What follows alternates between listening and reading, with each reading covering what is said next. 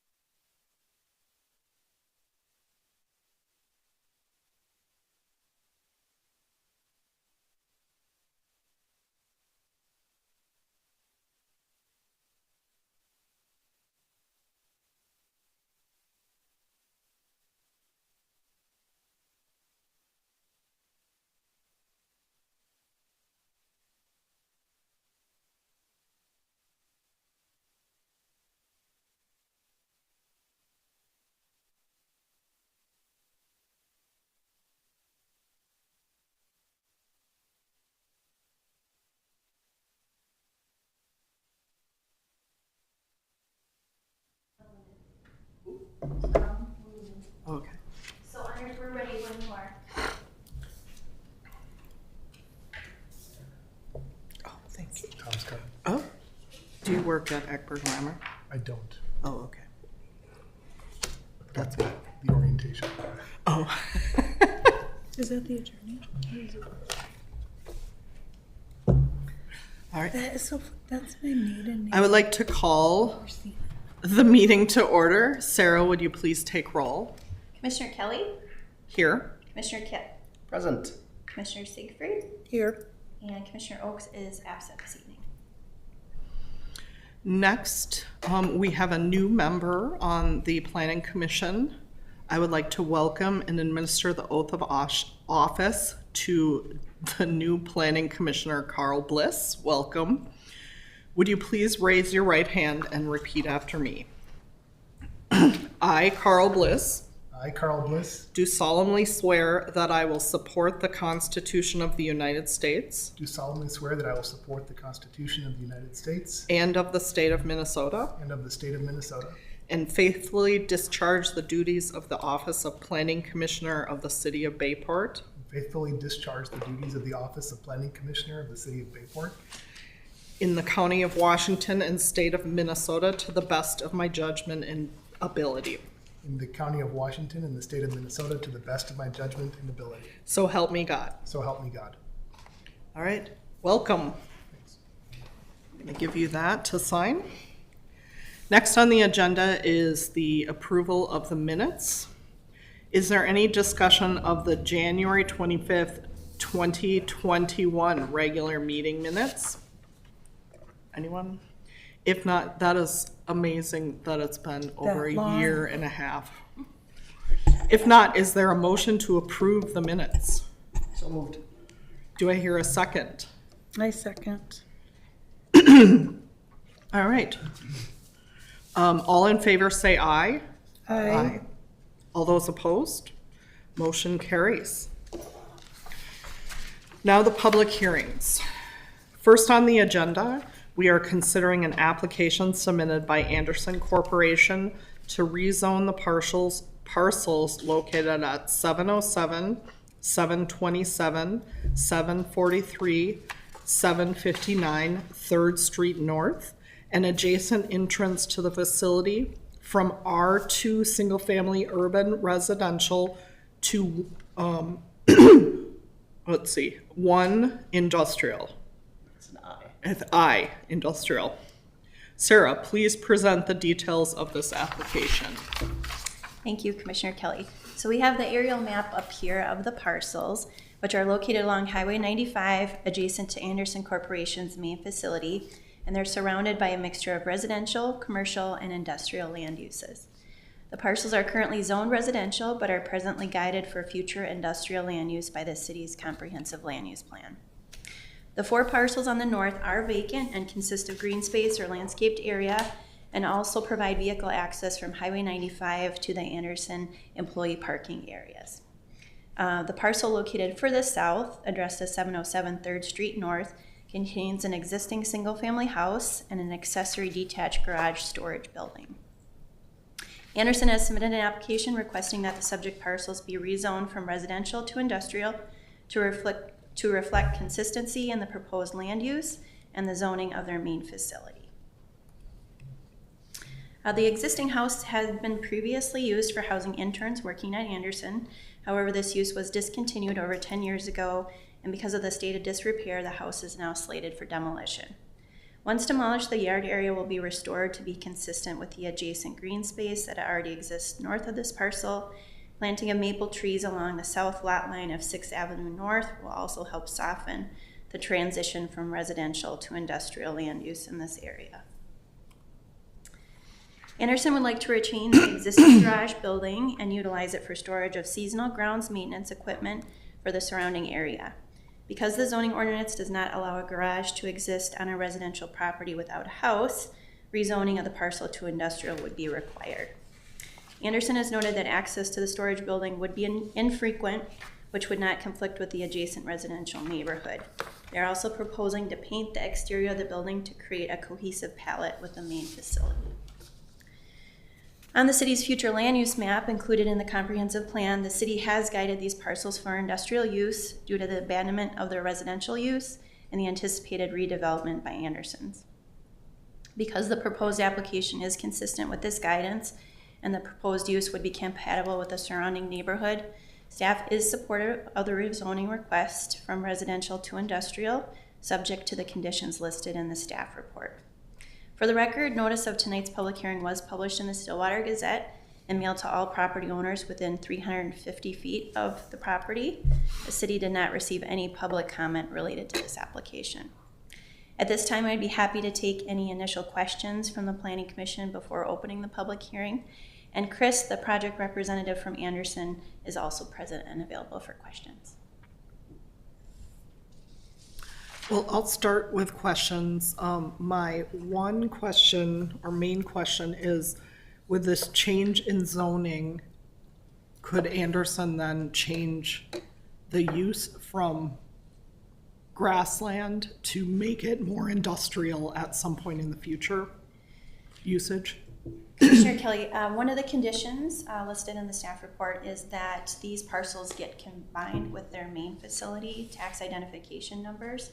And that is to, I don't want to say prevent, but encourage these parcels to remain as is, as a complement to their existing main facility. If they were to remain not combined with the main facility, there could be a potential for them to be sold off and redeveloped into industrial by potentially another corporation or another user. I will let Chris speak to what the proposed land use is, but it's my understanding they intend to keep it as green space with the storage facility. Right now, Anderson is almost 100% impervious. And so if they had a proposal to expand their parking lot or decrease the amount of green space that's being added as part of this, I think they wouldn't meet that standard to be able to further increase that impervious area. This green space will help contribute to decrease in impervious or overall net effect for green space on their overall main facility. So, Thank you. mm-hmm. Chris, would you like to confirm? No, I mean, I think that's accurate. We don't have any plans to make any changes to those other lots adjacent to the parking lot. The purpose of this is really to do something with that yellow house. We call it the Daniels house, because it's in pretty tough shape and it's been vacant for a long time. I believe the intent when it was purchased was to create a buffer between the residents and the facility, but I don't think there was a very good plan on what to do with the house when they made that decision. And we tried interns for a year or two, and that didn't work out. There was people partying on the street out there. That didn't look very good, so we don't do that anymore. So the house that actually the roof is leaking a little bit. There's some other issues with the house. We already did some asbestos abatement in the house. So we'd like to just level it and turn it back into green space. It's kind of the purpose for the whole thing. Thank you. Yeah. Any other questions? I had one question and it was identical to yours. Oh. Anyone else? No? All right. I would like, oh, do you have a question? No. Oh, okay, same as you. Same question. Okay, I would like to open the public hearing at this time on this application and invite anyone wishing to comment to come forward to the podium, state their name and street address for the record. Seeing no one, do I hear a motion to close the public hearing? I motion to close the public hearing. Do I hear a second? Second the motion to close the public hearing. All those in favor? Aye. All those opposed? Motion carries. At this time, I would like to entertain further discussion or questions from the Planning Commission. Anybody have any questions or comments? I've always wondered what that yellow house was and who the poor people were that lived right by the parking lot. So I learned a little history today, and it will make nice green space, I think. Agreed. And I mean, I would think it would be better for the neighboring area anyway, and nobody, they didn't have anybody submit any questions or concerns, so I think it would be good update. All right, does anyone want to make a motion on the application?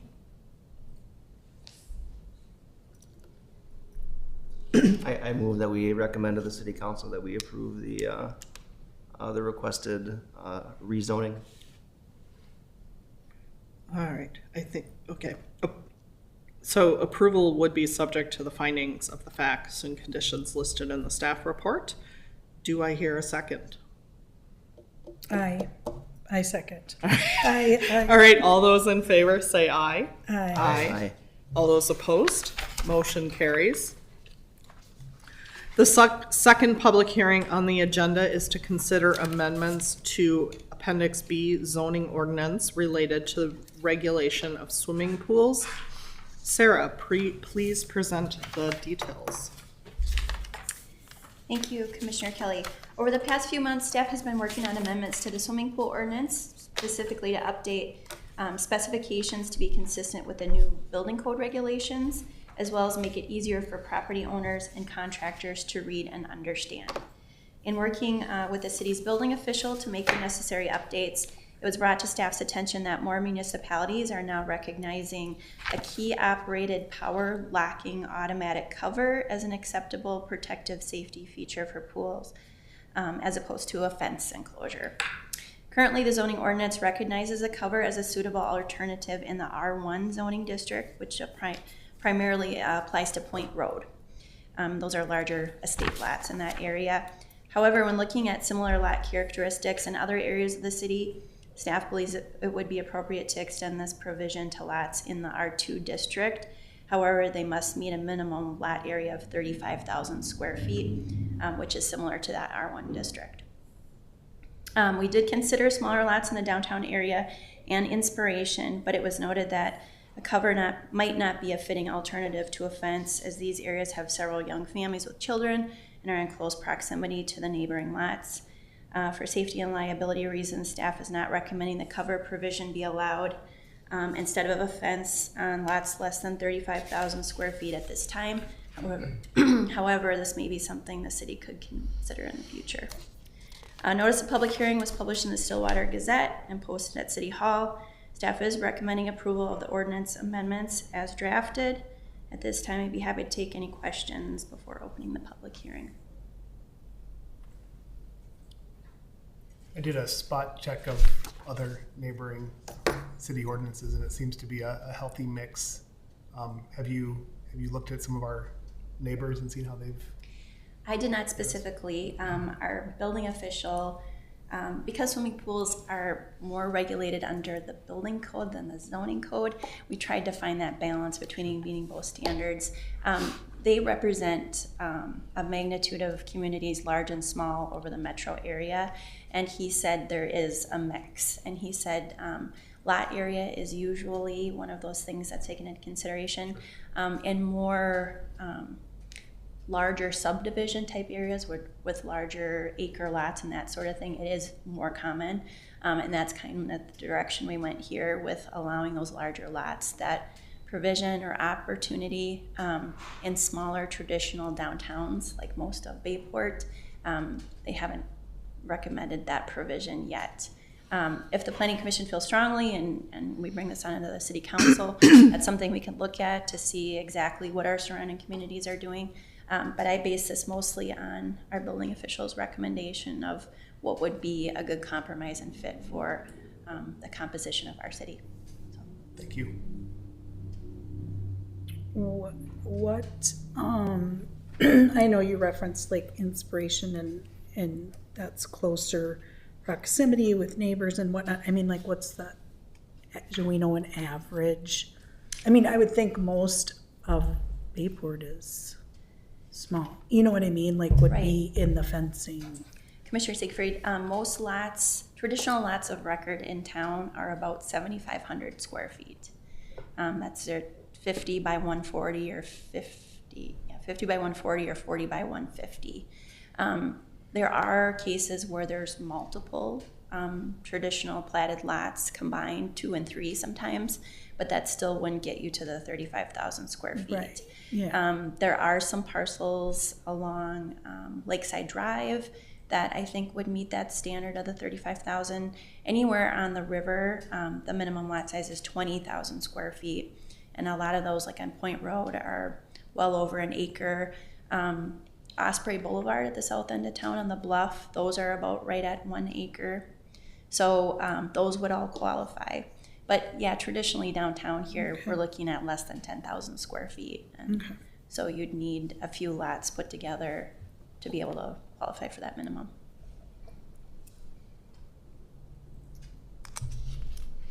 Any other questions for Sarah? All right, I would like to open the public hearing and invite anyone wishing to comment to come forward to the podium and state your name and street address for the record. Seeing no one, do I hear a motion to close the public hearing? I motion to close the public hearing. I will second it. All those in favor? Aye. All those opposed? All right, motion carries. At this time, I would like to entertain further discussion or questions from the Planning Commission. I like the idea of keeping the smaller lots downtown requiring the fence. I think that seems like a safe choice on this. I mean, I feel like with our community, this isn't gonna allow, it's not gonna be numerous houses that are gonna have this opportunity to do this, and maybe they wouldn't anyway, but yeah. No, I agree with, living in Inspiration, there's so many young kids running around, and I think having the fence requirement for those smaller lots is a good idea. All right, anyone else? Okay, all right, then I'm gonna move to recommend to the City Council to approve amendments to Appendix B zoning ordinance section 726 related to the regulation of swimming pools. Do I hear a second? I second that motion. All those in favor? Aye. Aye. Aye. All those opposed? Motion carries. There is no old or new business or general information. Next is the open forum. The open forum is a portion of the meeting for the public to ask questions or comment on subjects related to land use that are not part of the meeting agenda. Anyone wishing to comment shall state their name and street address for the record. Seeing no one, that concludes the business of today's agenda. Do I hear a motion to adjourn the meeting? I move to adjourn the meeting. I second that motion. All those in favor? Aye. Aye. All those opposed? Motion carries. Thank you. Thank you. Congratulations on your first meeting. Thank you. I forgot to just ask, which I don't know if they wanted another thing. Just wait a minute. Okay.